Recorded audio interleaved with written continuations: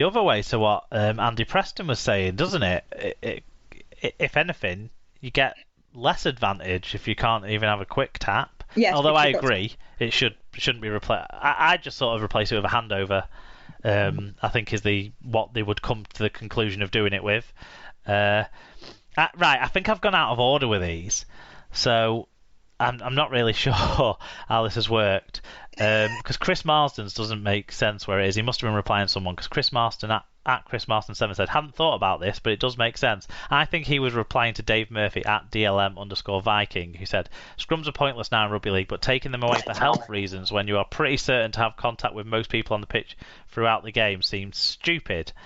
And then Nick Hill at Nick_Hill86 said should have been gotten rid of ages ago. They're pointless. So we've kind of covered that viewpoint. So Dave Murphy's viewpoint that we think Chris Marsden was agreeing with. Do we think that actually what's been put in the League Express today and what has kind of like sort of come out around the guidance around it maybe answers the point that Dave's making? And are you satisfied with that as an answer? That effectively they're talking about like an average of 12 scrums per match. So a scrum is a equivalent of 130 tackles in terms of contact risk, and then if you have 12 scrums a match involving 12 players and the two halfbacks as well very close as well, and the referee very close as well, you're sort of talking upwards of 1,500 extra contacts a game that you would eliminate. So it would reduce the possibility of people who are participating in scrums who would have to quarantine themselves for 2 weeks if they, been in the scrum. I don't know why they need to quarantine for 2 weeks if they're getting tested every week, but that's another matter, because they have come out and said, haven't they, that it's reported, League Express reported that £5,000 per week is what it will cost each team to carry out the testing, which I think is a lower figure than the clubs were expecting, and a figure that the clubs only expect to see go downwards as more testing options and competition for that opens up. But do you think that covers Dave's point that actually the science does suggest I guess I can see that does answer it, but equally I totally get Dave's point, because let's face it, you are going to be in very, very close contact to however many are in your squad. And you are going to spend a lot of time in the faces of the opposition as well, aren't you? Yeah, and so it's not just the proximity thing, is it? There is gonna be a more chance of fluid transfer in a sport like rugby league anyway, scrums or no scrums. Yeah. Are we going to shorten the amount of time they're allowed to be in contact in a tackle, because the faces are quite close together then as well. Well, then you bring in the 6 again too, and that's really got to make the game very fast, and probably see one side only ever having the ball. Yeah, it does. Yeah, you do. You extrapolate out, and it becomes more and more ridiculous. So certainly the sentiment that Dave expressed there does make sense, even though we've had some sort of explanation now of it. Yeah, I think basically the takeaway messages are: don't shake hands with random people that are coming into the camp, and don't kiss reporters. They're two good principles to stick by for, keeping you safe, really. And effectively, you're making a sacrifice outside of your rugby league life to, be on the sort of lockdown that we've all been on, but won't be on at that time when they're playing again. Yeah. I think has to be the way it's going to be viewed. They have to be on the early stage of style lockdown, whilst we're on the modern stage of having everyone in your garden stage of lockdown. Yeah. Well, they're going to be like on French lockdown, aren't they? Yeah, which is apart from within their training bubble, as it were. Yeah. Which I think makes sense. That it's a sad sacrifice that they'd have to make, but it means that they get working again. Yeah. Yeah. So where did you go on this one? Yes or no to supporting the removal of scrums for the resumption of the 2020 Rugby League season? And let's just look at it, first of all, for the immediacy of 2020 rather than the permanency of scrums. I think I'm more closely in line with Dave in that I'm not really convinced that the health reason is a good enough swinger for me for getting rid of them for the rest of this year. I can't remember which way I voted, but I think I went yes.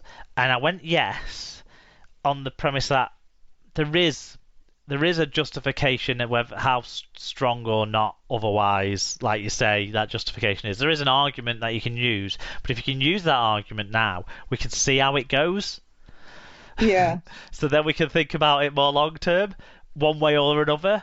And these unprecedented times, blah blah blah, but they actually give us a excuse to experiment a little bit, and it doesn't. This experiment doesn't fundamentally alter kind of who will have possession, and it doesn't fundamentally because alter it's not really like the we chances have of scrums where they are contested. So actually, the team that would get the ball is going to have the ball anyway. Exactly, yeah. So it's actually without reserve league, which would be a good testing ground for new ideas for rules and stuff. Without that, we've got to do it in real life and in sort of real games, and there's an excuse almost to test it. I mean, like from that point of view, I do quite like it, and I do think if somebody rocked up and said, right, next year we're going to get rid of the scrums, I think you'd have a lot of opposition, even from people who don't really like scrums and don't see,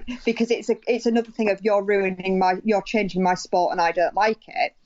Whereas I think people are more likely to accept it. Well, this is a way that we can get the game started again.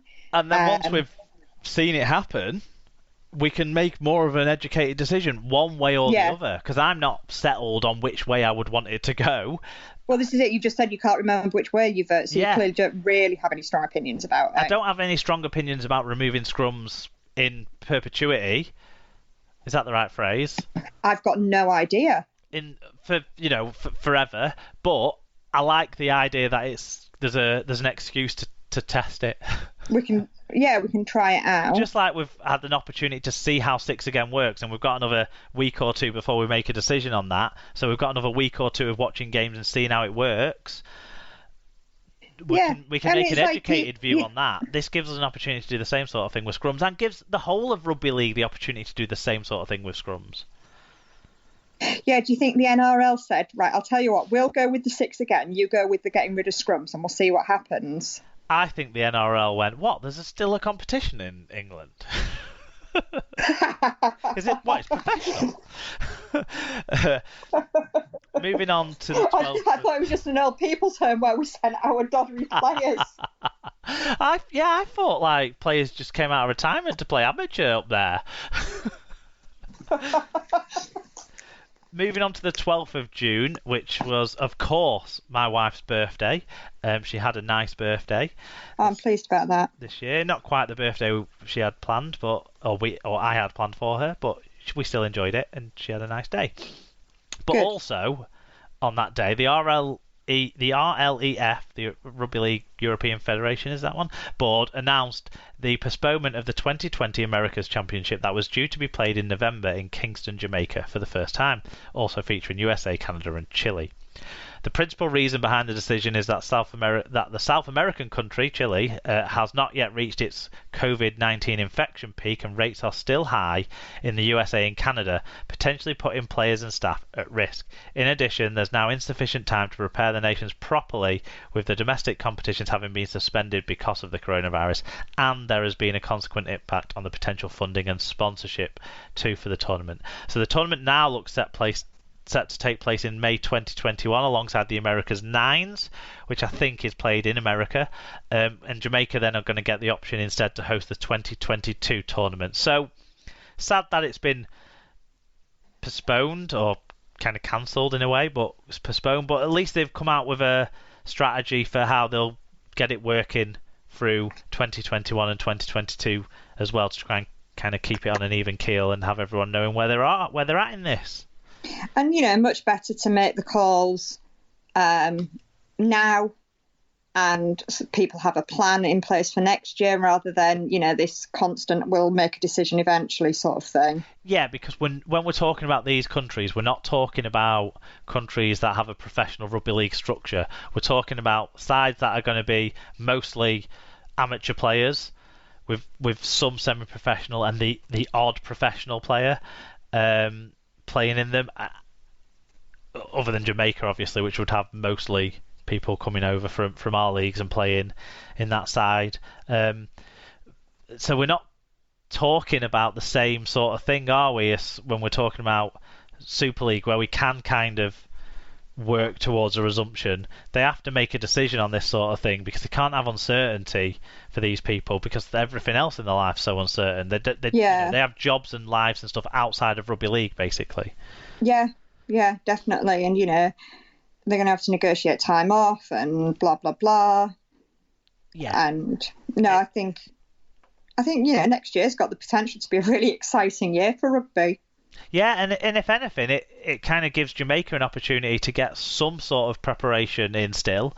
Whether it'll be the same Jamaica side that we'll see in the World Cup is obviously a different point, but it gives their other players, the wider part of their squad, a chance to stake their claim in competitive environment. Yeah. Which would be a step up from their domestic competition that they play in. Definitely, yeah. Okay, we'll move on to 14th of June. Yeah, nothing happened on the 13th, did it? No. So, on the 14th, the Australian Prime Minister Scott Morrison has announced that grounds in New South Wales will be able to operate at 25% fan capacity from the 1st of July.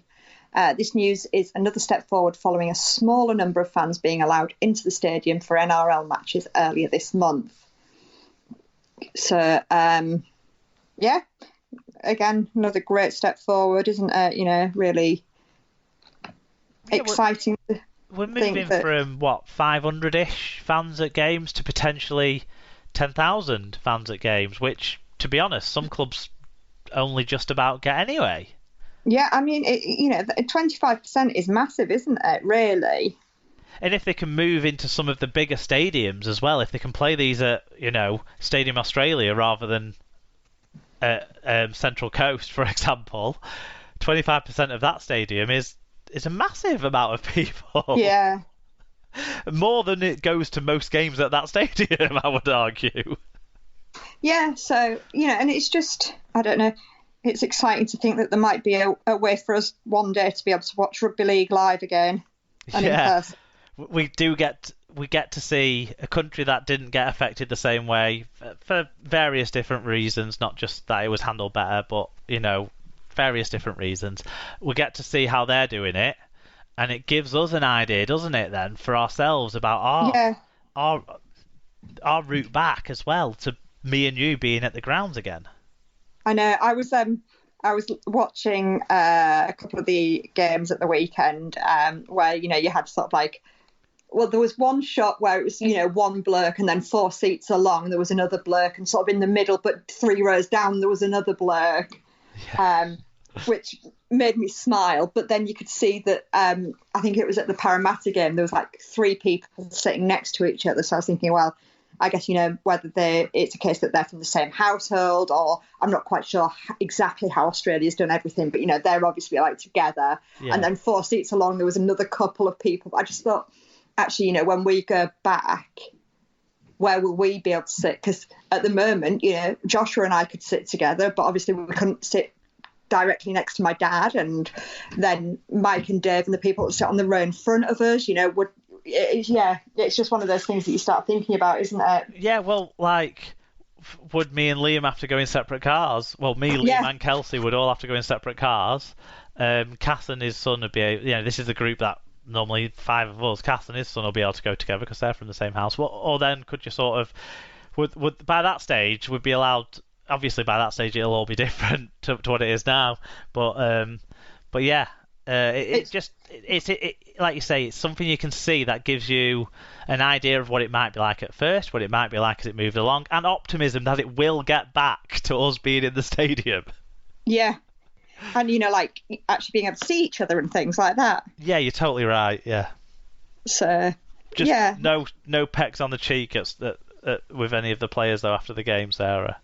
I'm not really one for that. I have to be honest about it. Tell Joshua as well. Yeah, I don't even really like shaking their hand. Well, yeah, I don't really do shaking hands, but that's another story. No, but they are very sweaty, aren't they?